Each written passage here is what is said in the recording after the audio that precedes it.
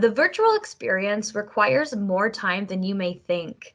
Don't be afraid to have at minimum 15 minutes between your sessions.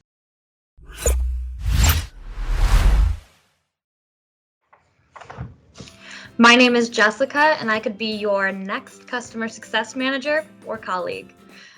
3 best practices that I would like to share for virtual events are: 1, make sure that during a session, whether that be pre-recorded or live, is in frame.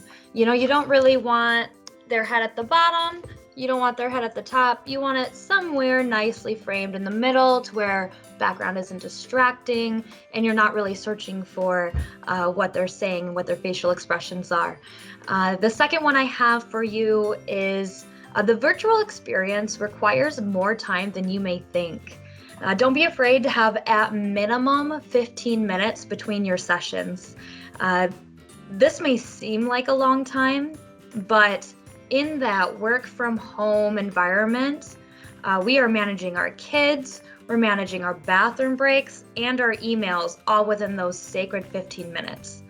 The third piece of advice I have, or best practice that I would like to share, is sponsorship opportunities are more bountiful than you may think. There are so many opportunities for sponsorship within the virtual event platform, especially on Social27's virtual event platform, but you'll have to talk to your CSM or other colleagues about that one.